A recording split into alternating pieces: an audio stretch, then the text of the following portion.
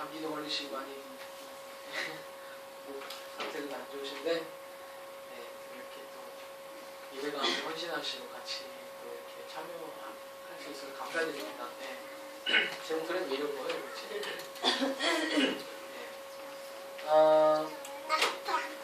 그리고 수련자님도 같이 왔네요. 반갑습니다. 인도네시아에서 참여하셨습니다. 계속해서 수요일날은 여러분 우리가 같이 나누는 메시지는 우리가 하나님의 대위 명령, 또 립지롱 목사님 말씀도 나누고 또 수요일로 저희가 기대하는 것은 우리가 주님의 오시는 길을 준비하는 것입니다.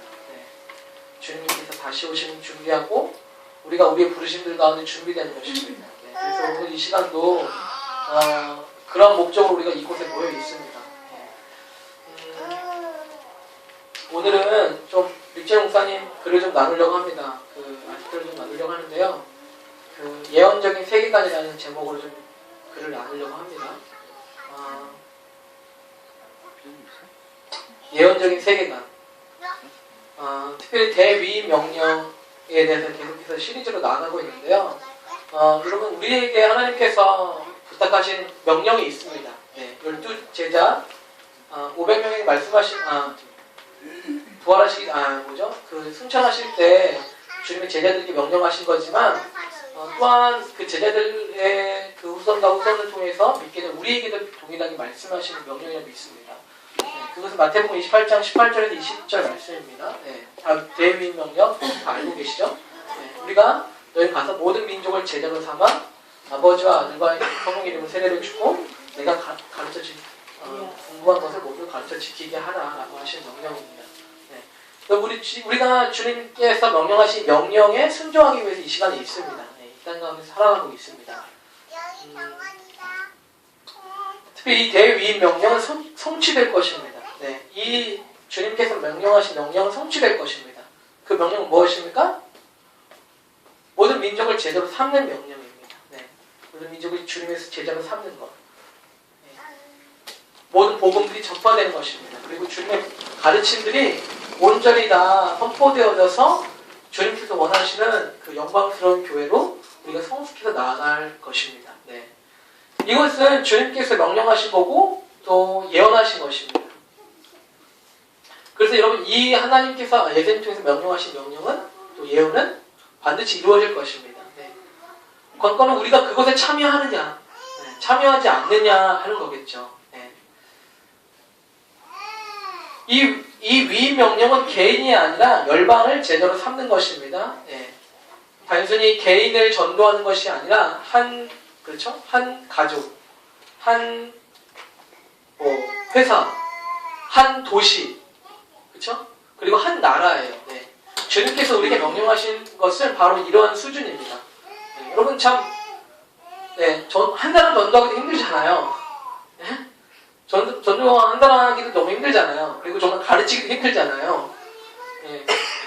몇 시간을 가르쳐야 되고 몇 년을 가르쳐야 되고 그렇게 많은 정말 땀과 그 수고를 해야 되겠지만 여러분 우리가 믿는 것은 이것이 아주 극적으로 또 아주 능력으로 마지막 때 성취될 것을 기대할 수 있습니다. 여러분 한 나라가 여러분 어떻게 하면 정말 주님의 복음으로 새롭게 될 수 있을까요? 뭐 맨날 파르멘틀리 같은 사람들만 하라는 법이 어디 있겠습니까? 그죠? 어떤 특별한 사람이 하라는 것이 어디 있겠어요? 그 라인하르트 본케 복음 전도자 집회를 인터넷으로 본 적이 있어요. 여러분 보신 적 있으세요 혹시? 라인하르트 본케라는 독일의 유명한 복음 전도자가 있어요. 그 불의 전도라는 책도 썼는데요. 그 가TV로 생중계를 한 거를 보여줬는데 정말 그 사람이 얼마나 많냐면 그냥 완전히 그냥 끝이 안 보일 정도로 사람이 있는 거예요. 그리고 뭐 전봇대가 저 옆에 하는데 전봇대가 계속 서 있는 거예요. 그 전봇대 아래로에 사람들이 수없이 진짜 한 몇백만 명? 몇십만 명 되는 것 같아요. 그렇게 다 운집해가지고 하나님의 말씀을 듣기 위해서 모여있더라고요. 여러분 그 전도자가 무엇을 설교했을까요? 메시지가 너무 간단하더라고요. 예수님은 오직 우리 주님이십니다. 예수님이 우리를 구원하셨습니다. 그리스도의 피가 우리를 거룩하게 합니다. 뭐 이런 설교예요. 그런데 목소리가 얼마나 쩌렁쩌렁한지 아주 진짜. 그런데 여러분 어떻게 해서 그런 메시지와 그 복음에 반응했을까? 그 나이지리아인가요? 어딘가요? 그 나이지리아에서 그렇게 복음을 전하는 그 복음 전도자. 그럼 마지막 때 주님께서 우리를 정말 그렇게 어마어마한 숫자 또 어마어마한 능력으로 우리를 지금 사용하기 원하신다고 믿습니다. 네. 여러분 믿으십니까? 네. 여러분 성령님이 임하시면 가능하겠죠. 네? 여러분 베드로가 뭐 설교를 얼마나 잘했길래 5,000명이 전도되겠을까요? 네. 베드로가 설교를 아주 그럴듯하게 해서 전도됐다고 생각하지 않아요. 네.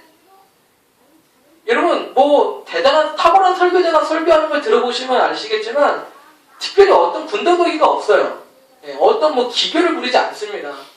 네. 물론 어떤 탁월한 기술을 갖고 있는 사람도 있겠지만요. 아주 순수한 열정이 있는 것을 느껴요. 그리고 성령께서 강하게 역사하시는 것을 느낍니다. 네.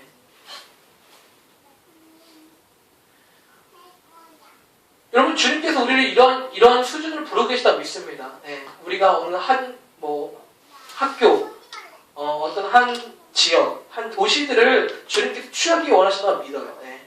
단순히 뭐 내 친구 한 명이 아니라 내 가족 어머니 한 명만 아니라 내 친척들, 내 가족들, 우리가 살고 있는 도시들 가운데 어떤 주님께서 강력한 영향력을 발휘하시기를 원하신다고 믿습니다. 네. 그래서 우리 위임명령 개인이 아니라 열방을 제자로 삼는 것입니다. 이것을 위해서는 우리는 우리의 시대들을 이해해야 합니다. 그 시대들의 대부분의 기본적인 계시들 중에 한 가지가 다니엘서 2장에 나옵니다.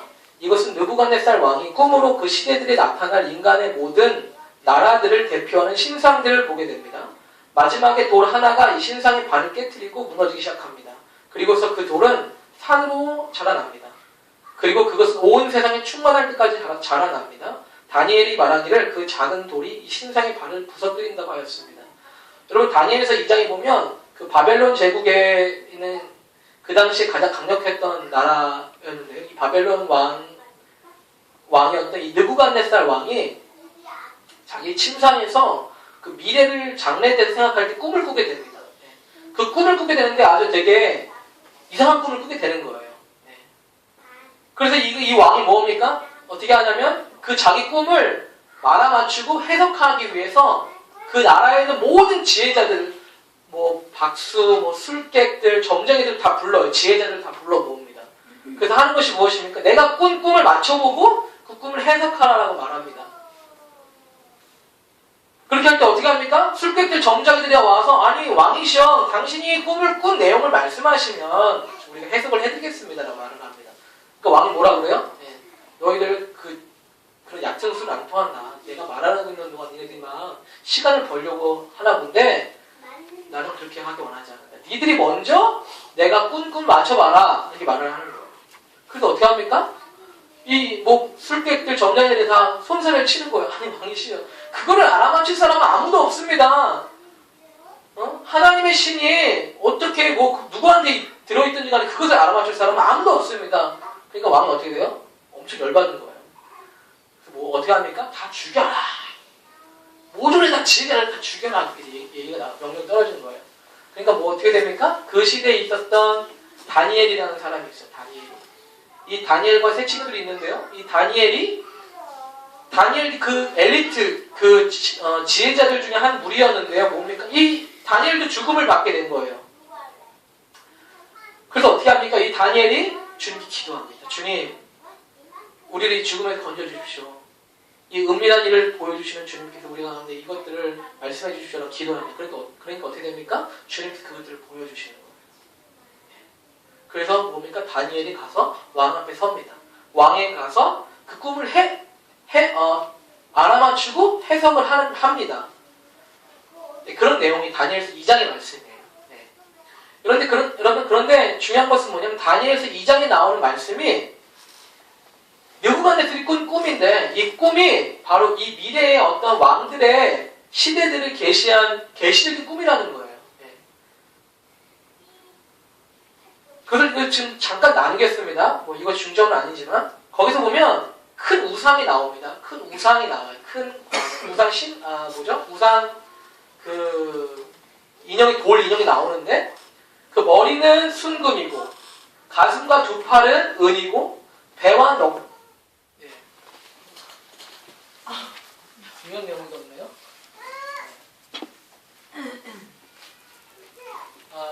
들리세요? 여러분? 네. 네. 머리는 순금이고 가슴과 두 팔은 은입니다. 네. 그리고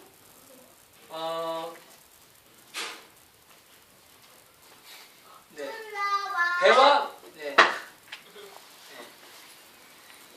배와 넓적다리는 노수로 되어 있는 거예요. 노. 그 다음에 종아리는 어디지? 여긴가요? 네. 허벅지지. 종아리는 쇠. 그리고 발이 있는데 발이 일부는 쇠고 일부는 진흙으로 만들어져 있습니다. 네, 이런 신상을 본 거예요. 네. 그래서 무엇입니까? 이가 얘기합니다. 그것은 앞으로 오게 될 시대들을 예언한 꿈입니다라고 예언한 거예요. 이 단위 해석을 한 거예요. 그래서 뭡니까? 그 순금으로 된 머리는 바로 느부갓네살 왕 당신을 말하는 것입니다. 지금 당신이 그 왕 중에 왕이시고 지금 으뜸이신 이 큰 나라의 제국의 왕이신 느부갓네살 왕을 말하는 것입니다라고 하는 것이 나와요. 여러분 그런데 여기서 이 머리는 바로 그 다니엘이 직접 해석한 것과 마찬가지로 이 순금으로 된 머리는 갈대아 제국, 이 바벨론 제국을 말합니다. 네, 바벨론 제국을 말해요. 그럼 역사 공부를 좀 하신 분들 있으시면 아시죠? 네, 바벨론 제국을 말하는 거예요. 네, BC 626년부터 539년까지 있는 이 바벨론 제국이 머리를 말하는 겁니다. 그 다음에 가슴과 두 팔은 은으로 되어 있는데 이것은 페르시아 제국이에요. 메데와 바사라 나오죠. 성경에서는. 네, 메데와 바사, 이 나라를 말하는 것입니다. 그것은 BC 539년부터 331년이에요. 그리고 배와 넓적다리는 노수로 되어 있는데 이것은 헬라, 그리스를 말하는 것입니다. 네. BC 331년부터 146년. 네. 그리고 종아리는 쇠인데 이 쇠는 바로 로마 제국을 말하는 것입니다. 네. 이 로마 제국. 네. 로마 제국이 그 종아리를 뜻하고요. 그 다음에 이런 내용들은 성경의 거의 대부분의 학자들이 거의 동일시하고 있는 의견입니다. 이것들은. 네. 거의 의견으로서 거의 일치하고 있는 의견들입니다. 네. 그리고 발이 쇠와 진으로 되어 있다고 하는데요. 그것은 마이클 피클 목사님 같은 경우는 적그리스도의 10개국 동맹으로 나옵니다. 네. 적그리스도의 10개국 동맹으로 나와요. 네. 이것에 대해서 이제 어떤 의견들이 분분하는 사람들이 있어요. 네. 어떤 사람은 이미 지났다. 뭐 로마가 흩어진 10개 제국을 말한다라고 하는 사람도 있고, 또 다른 의견들을 제시하는 사람도 있는데요. 어찌됐든 간에 마이클 피클 목사님 같은 경우에는 요한계시록에 10뿔이 나와요. 10뿔이 나와서 적그리스도의 10뿔 왕이 나오는데 10개국이 동맹해서 적그리스도의 어떤 역할들을 할 것이다라고 그렇게 해석을 하고 있는데요. 닉줄 목사님도 그것에 동의하시는 것 같아요. 정확하게는 표현하지 않으셨지만 저도 이런 의견에 동의하는 것이 이 마지막에 있을 이 쇠와 진흙으로 되어 있는 발이 최종적으로는 어떤 것이 되냐면 사람이 손으로 되지 않은 돌이 나와서 그 발을 깨트려요. 그래서 무엇입니까? 영원히 멸망하지 않는 나라를 세웁니다. 한마디로 궁극적으로 마지막 때를 말하고 있는 것입니다. 마지막 때를 말하고 있는데요. 그것이 아직 이루어지지 않았다라고 저 개인적으로 동의하고 싶습니다. 네. 그래서 무엇입니까? 이 적그리스도 10개국 동맹, 10개의 발가락이잖아요. 그래서 10개국 동맹이라고 해석을 하고 있습니다. 그래서 어쨌든 이 마지막 때에 있을 어떤 그 적그리스도의 그런 나라들, 네, 동맹한 나라들을 말하고 있는 것으로 해석할 수 있습니다. 어쨌든 간에 이러한 이 왕들의 시대, 어떤 시대들을 예언했습니다.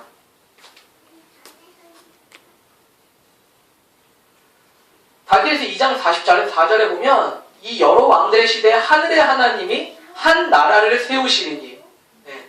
여러분 하나님이 한 나라를 세우시고 계시다고 말하고 있어요. 이것은 영원히 망하지도 아니할 것이요 그 국권이 다른 백성에게로 돌아가지도 아니할 것이요 도리어 이 모든 나라를 쳐서 멸망시키고 영원히 설 것이다 라고 말하고 있습니다.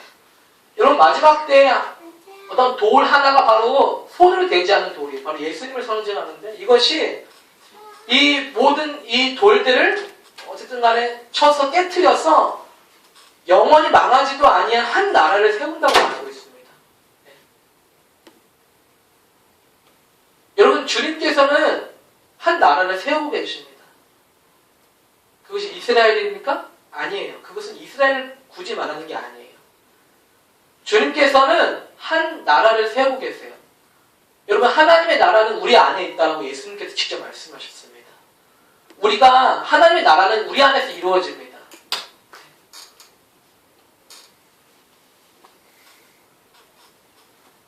주님께서 주님의 왕으로서의 통치권을 인정하고 승복하는 사람들을 지금 세우고 계시다고 믿습니다.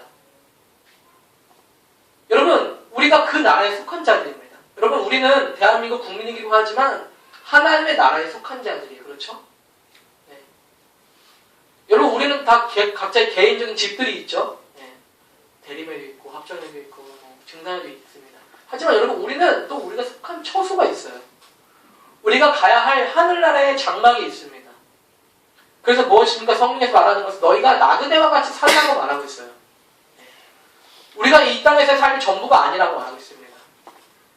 우리는 이 땅에 속하지 아니했다고 말하고 있습니다. 여러분 예수님 자신은 어떻게 사셨습니까? 예수님 자신은 이스라엘이라는 나라에 태어나셨습니다. 베들레헴에서 그리고 나사렛에서 성장하셨습니다. 하지만 주님께서 빌라도 앞에 서셨을 때 그렇게 말씀하십니다. 나의 나라는 이곳에 있지 않다. 나의 나라는 이곳에 있지 않다라고 말씀하셨어요. 여러분 예수님께서는 그분의 육신이 비록 이스라엘 땅을 걸으셨지만 그분의 마음과 영의 정체성은 하늘나라를 걷고 계셨습니다. 그렇죠? 여러분 그래서 어떻게 됐습니까? 그의 생각은 뭔가 다른 생각을 갖고 있었어요. 그는 어떤 다른 능력들을 끌어내릴 수가 있었습니다. 여러분 그래서 무엇이냐? 예수님은 초장의 하늘나라의 영역들을 끌어내릴 수가 있었습니다. 여러분 우리가 부두캠프 때도 배웠지만 우리 정체성이 어디 있다고 했습니까? 우리가 예수 그리스도와 함께 그 보좌에 함께 앉아 있다라고 말을 하고 있죠. 예. 그 선생님은 되게 그 내용 좋았다고 말씀하시더라고요. 최 선생님께서는. 예. 여러분 우리의 정체성은 단순히 여기 있는 것이 아니라 하늘나라에 하나님과 함께 예수 그리스도와 함께 있습니다. 예. 우리 나라는 그곳에 있습니다. 그 나라를 소유한 자들, 그 나라를 추구하는 자들이 이제 마지막 때 그 나라가 온전히 세워진다라고 말하는 것입니다. 네. 여러분 이것은 국적을 초월하는 나라입니다. 어떤 국토의 경계를 초월하는 나라예요. 이것은 유대인과 이방인들을 초월하는 나라예요. 여러분 마지막 때 이방인들과 유대인들이 하나가 된다고 말하고 있습니다. 어떻게 유대인들과 이방인들이 하나가 되겠습니까? 여러분 마지막 때 그런데 주님께서 말씀하시는 것은 유대인 이방인 정도가 아니에요. 하늘과 땅이 하나가 될 것이라고 말하고 있어요. 예배소 1절의 말씀에. 한 나라, 한 연합된 어떤 것들을 세우고 계십니다.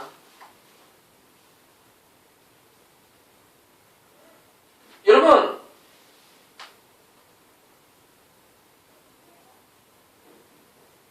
우리가 주목하는 것은 바로 이 나라예요. 우리가 지금 헌신하고 우리의 열정을 다해서 에너지를 소비하는 것은 바로 이 나라입니다. 네, 여러분 우리는 물론 대한민국의 국익을 위해서도 일을 하지만 우리는 단순히 그것에 있지 않습니다. 네. 우리는 사람의 손으로 만들지 않은 새 예루살렘이 내려올 것을 소망하고 있습니다. 여러분 그렇죠? 여러분 사람의 손으로 만들지 않은 새 예루살렘이 내려올 것을 소망하고 있어요.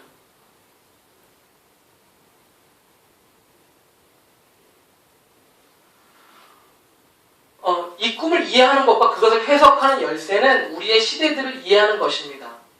우리는 이 역사를 통한 이 꿈이 얼마나 정확하게 펼쳐졌는지 알고 있습니다. 제가 아까 설명드렸다시피 그 금과 그 가슴의 은과 그 노스로 된 그 헬라 시대들을 모두 통과해서 그 예언이 성취되는 것을 우리가 지금 보고 있습니다. 여러분, 그래서 마지막 때 무엇입니까? 마지막에 정부와 나라들은 사실은 몰락하는 것을 보게 될 것입니다. 네. 하지만 하나님의 나라는 몰락하지 않을 것입니다. 네. 여러분, 어느 정부, 기업들이 망하지 않느냐는 법이 어디 있어요? 그죠? 하나님께서 흔들리지 않은 것들이 모두 흔들리도록 허락하신다고 말씀하셨습니다. 여러분, 우리가 이런 비관적인 것들을 원하거나 갈망하는 것이 아닙니다. 이것은 어떤 긍정적이거나 부정적인 것들의 입장을 취하자는 것이 아닙니다. 이제 우리는 인간의 나라가 흔들리고 무너지기 시작하는 시대에 와 있습니다. 올해 우리는 더 증가된 깊이로 어떻게 이 일이 일어나는지 보게 될 것입니다. 특별히 이 미국에 있는 이태 목사님께서 말씀하신 건데, 미국이 어떤 흔들리는 나라의 국가적인 토대가 흔들리는 상황 가운데 있다고 여러 번 말씀하고 있어요. 네. 우리나라는 그렇게까지 안 할 수도 있지만요. 어쨌든 간에 우리가 성경적인 예언의 확실한 말씀 위에 우리의 세계관을 세울 때 우리는 다음에 오게 될 것들과 우리가 그것 안에 있는 어느 부분에 있는지를 우리의 시대들의 정확성이 증가된 전망들을 갖게 될 것입니다. 네, 많이 좀 어렵죠? 우리가 성경적인 어떤 그런 말씀, 예언의 말씀을 우리가 그 위에 세울 때 우리가 앞으로 무엇이 올지, 그리고 지금이 어떠한 부분에 있는지를 이해하게 된다는 거예요. 예. 여러분, 우리가 만약에 어떤 길을 가는 여정에 있다면요, 우리가 지금 어디에 있는지를 알지 못하면 어떻게 가겠어요? 그죠? 우리가 다음에 가야 할 곳이 어딘지 알지 못하면 어떻게 길을 가겠습니까? 여러분, 하나님의 사람들은 그냥 대충 그냥 착하게 살다가 그냥 예수님 오시겠지 뭐. 여러분, 이런 삶을 살도록 부르심을 받지 않았어요. 여러분, 계속해서 나누면 여러분 아시겠지만요. 여러분, 우리의 세계관은 주님의 약속과 말씀 위에 있습니다. 세계관이라는 것은 무엇입니까? 세계를 바라보는, 세상을 바라보는 관점이에요. 시각을 말합니다. 여러분, 세상을 어떻게 바라보고 있습니까? 올해는 경기가 좋을래나? 올해는 좀 치료하시죠. 올해 떨어질래나? 여러분, 단순한 이런 세계관이 아닙니다. 앞으로 어떤 시대가 올 것이냐는 것입니다. 여러분, 이것을 아는 것은 굉장히 중요한 것입니다. 앞으로 어떤 시대가 올 것인지, 우리가 무엇을 준비해야 될지, 우리가 어떤 시대에 지금 있는지, 성경에서 말하고 있는 어떤 시대에 있는지를 아는 것은 중요합니다. 우리 세계관은 말씀을 기초로 하여 주님의 이것은 제가 말씀드리는 겁니다. 주님의 의와 공의가 실현되는 나라가 준비되고 온전히 주님이 오셔서 세워진다는 것입니다. 우리의 소망은 이 땅의 정보나 어떤 사건에 국한되지 않습니다. 다만 마지막 때 환난과 핍박이 있는 것임을 분명히 알고 있습니다. 또한 주님의 대부분과 승리가 있는 것도 또 알고 있습니다. 긍정적인 것도 부정적인 것도 아닙니다. 네. 여러분, 우리는 어떤 사건으로 통해서 긍정적인 사건들도 반드시 있습니다. 그리고 부정적인 사건들도 있습니다. 우리가 엔터테인먼트 공부에서도 알지만요. 네, 긍정적인 사건들도 있고 부정적인 사건들도 있습니다. 하지만 우리가 우리의 마음으로 우리가 바라보는 어떤 나라는 단순히 긍정적인 사건과 부정적인 사건이 아닙니다. 우리는 긍정적인 사건이 와도 부정적인 사건이 와도 지금 전진하고 있는 하나님의 나라를 볼 수 있어야만 합니다. 여러분, 단순히 이것은 나의 신앙만 중요한 것이 아니에요. 단순히 우리 교회의 신앙 상태만 중요한 것이 아닙니다. 여러분, 이것은 그리스도의 몸 전체가 보이지 않는 영역의 어떤 연합 가운데서 그리스도의 몸 전체가 어떠한 목적을 향해 지금 나아가고 있습니다. 계속해서 나누겠습니다. 그런 세계관을 갖기 위한 기초는 예수님의 제자가 되는 것입니다. 예언은 하나님의 사람들이 세계의 사건들을 이해하기 위해 주어진 것인데 하나님의 사람들의 특별한 유업이고 태초 때부터 시작된 것입니다. 에녹이 하나님과 동행할 때 아담 이후에 처음으로 그는 예언하였다라고 하였습니다. 성경에서 또는 역사상으로 그런 좋은 좋은 삶을 산 경우에 모든 이들은 하나님과 동행하였습니다. 하나님을 위해서 말을 하는 예언은 그분의 제자로서 세상에 그분을 대신하고 그분의 메시지를 전하는 우리의 기본적인 부르심입니다. 네. 여러분, 우리가 하나님의 예언을 전하는 메신저가 된다는 것은 우리의 기본적인 부르심이에요. 네. 어떤 선지자의 부르심이 아니고 우리의 기본적인 부르심입니다. 여러분, 우리는 단순히 미래의 일들을 예언하는 것뿐만 아니라 우리는 미래에 대한 어떤 정확한 시각과 전망들을 사람들에게 줄 수 있어야만 합니다. 네. 앞으로 어떻게 될까? 그냥 힘들 것 같아, 그냥 뭐, 예수님 믿고 잘 지내면 그냥 뭐, 주님께서 오시겠지. 여러분, 우리는 어떤 어려운 순간에 또는 아주 긍정적인 순간에 어떤 하나님의 메시지를 줄 수 있는 사람이 되길 원합니다. 네. 물론 저는 교사이면서 설교자로서 하나님 메시지를 전하는 사람이지만요. 여러분들도 마찬가지입니다. 네. 여러분 한번 생각해 보세요. 만약에 성규가 예를 들어 보겠습니다. 성규가 대학을 가서 그죠? 성악과를 들어간다고 생각해 보세요. 여러분. 그곳에 있는 많은 믿는 사람도 있겠지만 믿지 않는 사람도 많이 있을 겁니다. 여러분 그들에게 무엇을 하겠습니까? 물론 주님께서는 그곳에서 좋은 노래 완성해서 뭐 노래로 하나님께 영광을 돌리는 일들도 주님께서 원하시겠지만 우리가 그곳에서 하나님의 메시지를 전할 수 있는 메신저가 되기를 원하신다고 믿어요. 여러분 한번 생각해 보세요. 여러분이 다니는 회사에 사장님을 만나는데 내가 어떤 하나님을 대신한 대사로서 주님의 메시지를 전해야 된다는 부담감을 갖는다고 생각해 보세요. 마치 제가 설교 준비를 하듯이. 그럼 여러분 설교 준비 어떻게 하시겠어요? 설교를 하라는 얘기가 아니고 여러분 하나님의 메시지를 어떻게 전하시겠습니까? 여러분 근데 설교 준비하면요 정말 좋아요. 뭐가 좋은지 아세요? 온 신경을 주님께 집중해야 되거든요. 주님께서 무슨 말을 하실까? 주님께서 무엇을 원하실까? 내가 어떻게 전해야 될까? 여러분 설교자로서 느끼는 축복이 있는데 그것은 뭐냐면 하나님의 부담감을 짊어지는 건데 그것의 축복은 뭐냐면 내가 하나님의 부담감을 짊어짐으로 인해서 내가 주님과 가까워질 수 있다는 것입니다.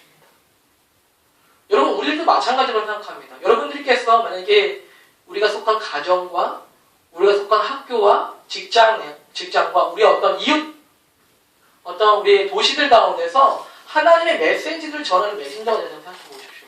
그 부담감을 여러분 짊어지신다고 생각해 보세요. 여러분 그것이 부담스러운 어려운 일입니까? 네, 부담스러운 일이에요. 그것은 쉽지 않은 일이에요. 하지만 여러분 그것은요 정말 축복된 일입니다. 여러분 목사님도 그렇지만 말씀을 전하면서 많이 살아나지 않습니까? 그러시죠?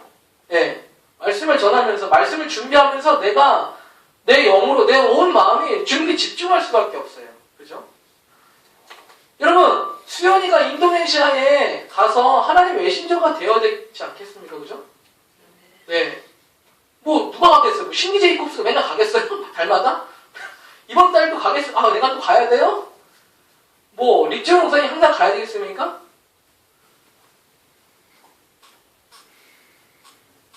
여러분 우리 가정에 우리 메시지를 전해야 됩니다. 하나님께로부터 메시지, 신선한 말씀들을 전해야 돼요.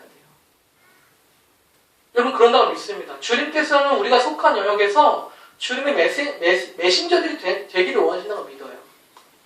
여러분 그들에게 하나님의 어떤 예언의 말들을 전해줘야만 합니다. 여러분 그것은 우리의 축복이에요. 그것은 우리의 영적인 생명과 건강과 성숙을 위해서도 정말 좋은 일입니다. 네. 여러분 얼마나 흥분되는 일이에요. 여러분 참 사람들에게 하나님 말씀을 전한다는 일은 정말 대단한 특권이에요. 정말 제가 생각해도. 네. 여러분 여러분들에게 속한 영역에서 여러분 하나님께로부터 받은 메시지를 전하십시오. 예언의 감동이든 하나님의 말씀이든 여러분 하나님의 말씀도 성령의 감동으로 전해야만 합니다. 그냥 전한 아니 뭐 오늘은 창세기 했으니까 뭐 오늘은 요한계시록 전하고 이런 게 아니에요. 예. 주님의 마음을 살펴보는 것입니다. 주님께서 무엇을 원하실까? 이곳에서 주님께서 무엇을 원하실까? 무엇을 말씀하려 원하실까? 무엇을 기대하실까? 무엇을 지금 운행하고 계실까? 여러분 우리가 그것에 초점을 맞춘다면 얼마나 우리의 영적인 예민함이 더해지겠습니까? 여러분 그것이 우리 기본적인 부르심이라는 것입니다. 우리가 연구했었듯이 주님은 그 시대들의 표적들을 이해하는 것보다 날씨를 이해하는 자들을 외식하는 자들이라고 부르셨습니다. 날씨는 일시적입니다. 현재 즉각적인 상황들에 초점을 맞추는 것은 중요할 수 있습니다. 그러나 그것은 그 시대들을 이해하는 것보다 덜 중요합니다. 여러분 아까 말씀드렸다시피 우리가 그 시대들을 분별하고 있으라고 주님께서 말씀하셨어요. 예수님께서 너희가 날씨는 분별할 줄 알면서 왜 시대를 분별할 줄 모르느냐. 그 저녁에 날이 붉으면 다음날 날씨가 좋을 거라고 너희들이 예상하고 분별하는데 너희가 왜 이 시대들을 이해하지 못하느냐라고 말하고 있습니다. 여러분 우리가 고린도전서 2장 10절에서 보았듯이 성령은 모든 것 곧 하나님의 기쁜 것까지도 통달하시느니라 라고 말씀하고 있습니다. 그런 까닭에 성령으로 충만하지 않고서는 피상적으로 알게 될 것입니다. 성령으로 인도함 받는 모든 이들은 깊은 것을 이해하도록 이끄십니다.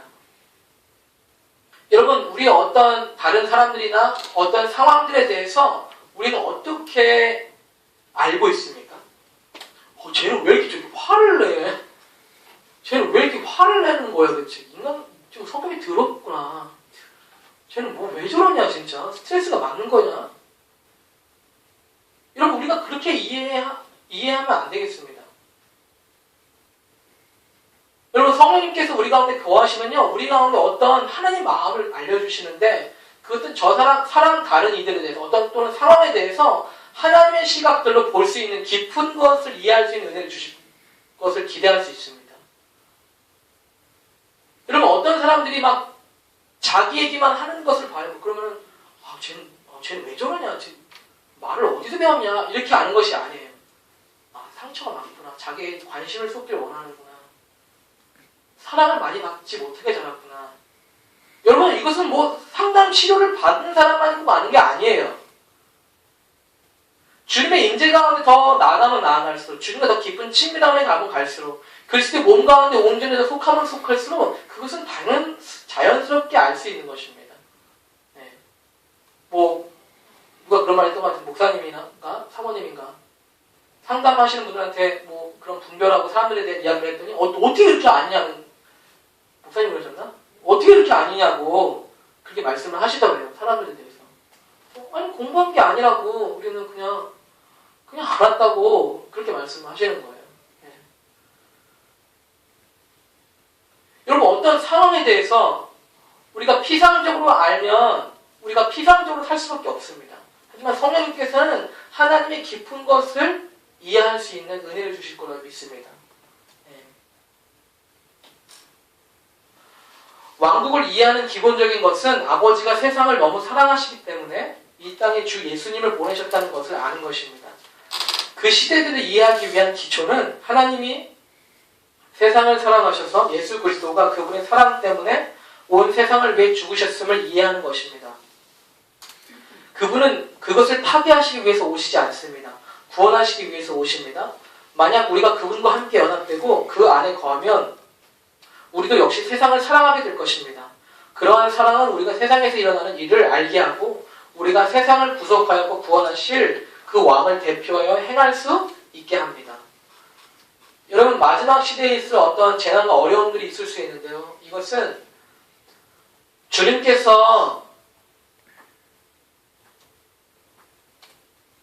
주님께서 어떤 것입니까? 주님에 대한 어떤 이해입니까? 이 땅의 사람들 스스로가 주님을 거부하고 사단을 환영해서 어둠을 초청한 이유입니다. 마지막 때에서 그런 재난과 그 어려움들. 네.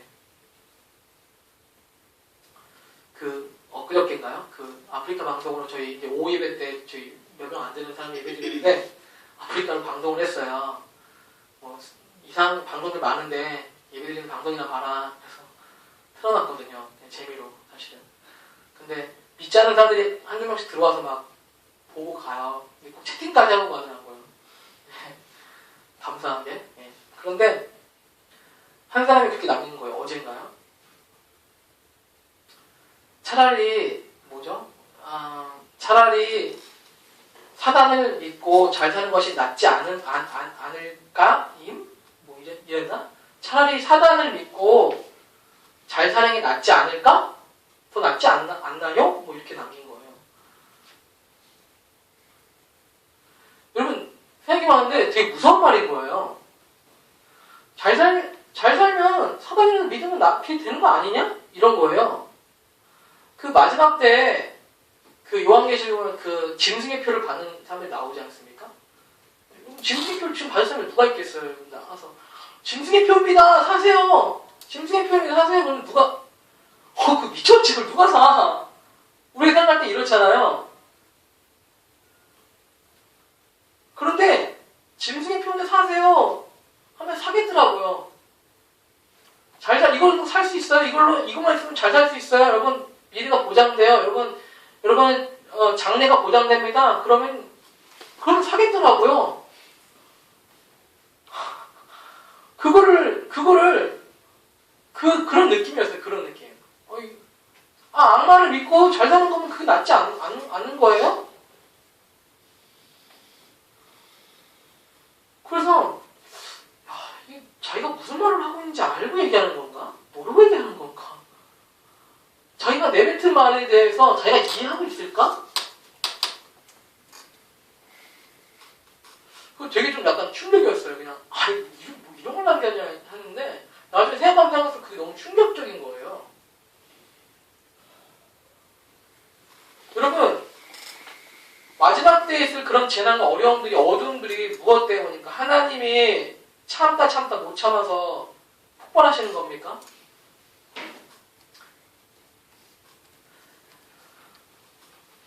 단순히 그분의 보호의 손을 거두기만 하셔도 우리는 어떻게 되겠습니까? 여러분 그분의 그냥 어떤 일반적인 은총만 거두어져가도 여러분 이 지구가 1도만 기울어져도 다 얼거나 타진다고 하잖아요. 여러분 그렇게 일반적인 은총만 거두어져도 얼마나 수없이 많은 사람이 있겠습니까? 하다못해 어떤 행성이나 어떤 별 같은 게 떨어져도 얼마나 많은 사람이 죽을 수 있겠어요.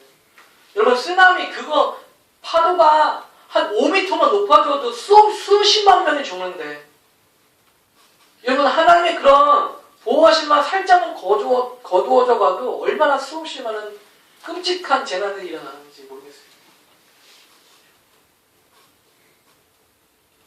여러분 하나님은 사랑이시기 때문에 세상을 속죄하시고 구속하신 것은 그분의 사랑 때문입니다. 우리는 세상을 사랑하시는 그분의 눈을 통하지 않고는 그분의 나라를 이해할 수 없습니다. 이 사랑은 그분의 심판과 그분의 길들과 나라들의 반대되는 모든 것들이 이 땅의 모든 것으로부터 궁극적으로 제거되는 것들도 포함하지만 이것은 사랑으로 이루어집니다. 하나님의 사랑은 그 시대들과 하나님의 나라를 우리가 이해하는 것을 위해 세워야 하는 기초입니다. 여러분 우리가 하나님의 나라를 이해하기 위해서는 그냥 단순히 아주 그냥 열정으로 가는 게 아니에요. 항상 열정이 넘쳐야 하는 건 아니에요. 우리가 하나님을 이해하기 위해서는 하나님의 사랑을 이해해야 됩니다. 항상 에너지가 많이 넘쳐서 얘기한다고 그것이 하나님을 알게 되는 것이 아니에요. 정말로 하나님을 아는 사람은 어떻습니까? 하나님의 사랑을 이해하는 사람들입니다. 그래서 어떤 사람입니까? 겸손하고 온유한 사람이 진짜 하나님의 사람입니다. 여러분 우리가 하나님의 나라를 이해하기 위해서는 바로 하나님의 사랑의 눈을 가져야 된다는 것입니다. 마지막 때 이 세계와 나라들 가운데 어떠한 일들이 있을지라도 그것은 하나님의 사랑 때문입니다. 여러분. 그것은 하나님의 사랑을 거두셔서 원수들이 이 땅 가운데 자신의 어둠들을 풀어놓았기 때문입니다. 왕국 복음은 복음입니다. 그 의미는 좋은 소식입니다. 나쁜 소식이 아닙니다. 우리는 어둠과 어려움의 시대로 들어가고 있습니다. 그러나 그것의 중앙에서도 세상은 들어보지 못했던 가장 위대한 소식을 듣게 될 것입니다. 이 좋은 소식을 전하는 것은 우리의 부르심입니다.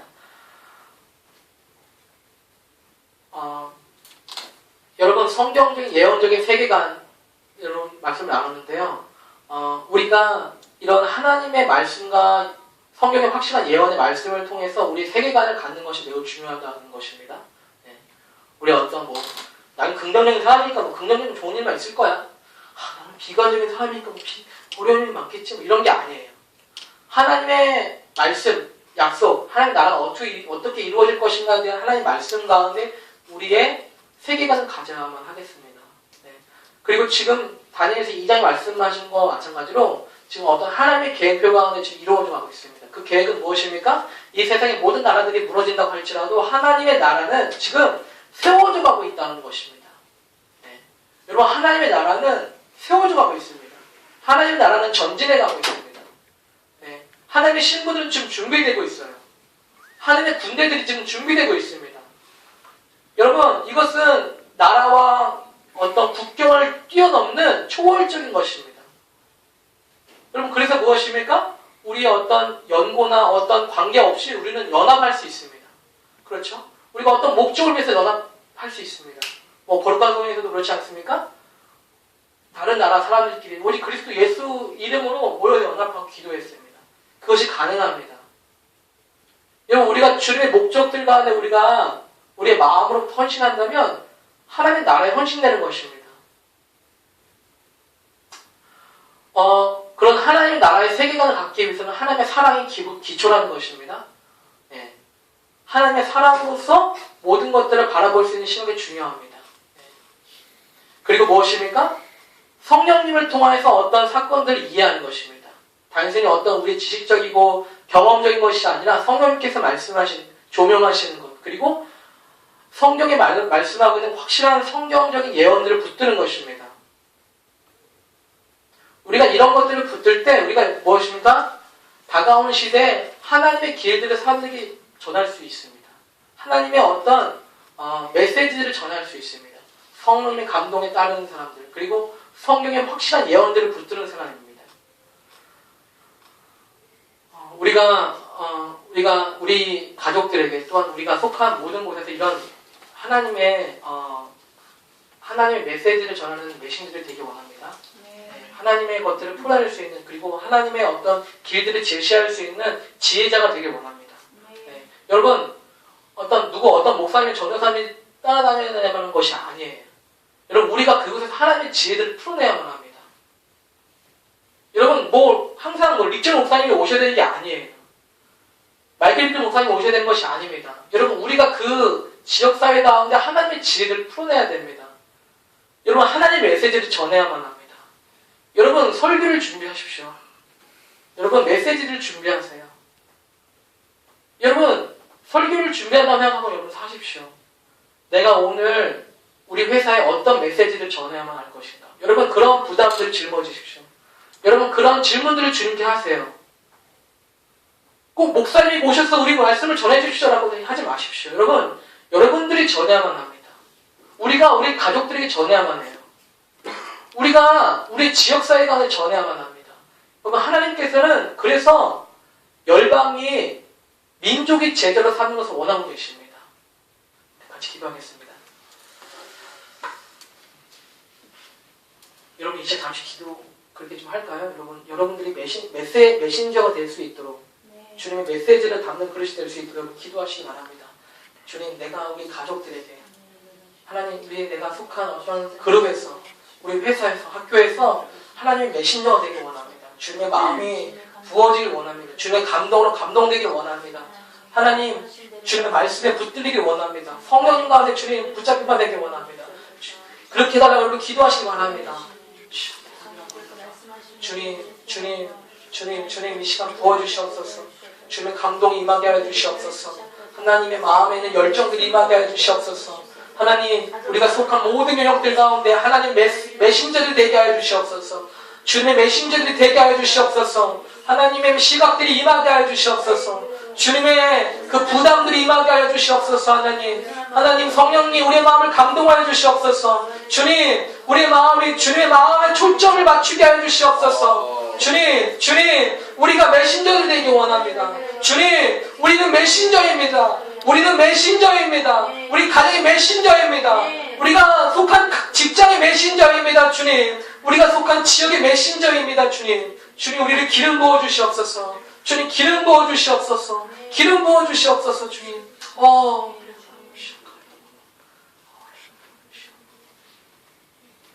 주님 감사합니다. 주님의 마음과 심령 같이 나누고 짊어지게 하시는 주님 찬양합니다. 우리가 주님과 함께 걸을 때 우리는 진정으로 행복한 것을 압니다. 진정으로 우리가 기쁜 것을 압니다. 진정으로 우리가 더 건강해질 것을 믿습니다. 하나님 우리 마음에 주님의 마음을 주시고 성령을 감동하셔서 하나님 마지막 때에 우리가 주님의 말씀과 능력으로 붙잡힌 바 되어져서 하나님의 나라를 선포하고 전하는 자가 되게 해주시옵소서. 주님 우리가 속한 모든 영혼들 가운데 주님의 마음들을 알 수 있는 은혜를 주시고 주님의 아버지 하나님 다른 주님의 시각들을 볼 수 있는 은혜를 주시옵소서. 주님 말씀이 더 풀어지게 하여 주시고 하나님 주님의 감동과 예언의 영이 더 임하게 하여 주시옵소서. 주님 우리를 주님 기름 부어주시는 주님을 찬양합니다. 주님 감사합니다. 주님 감사합니다. 예수님의 이름으로 기도했습니다.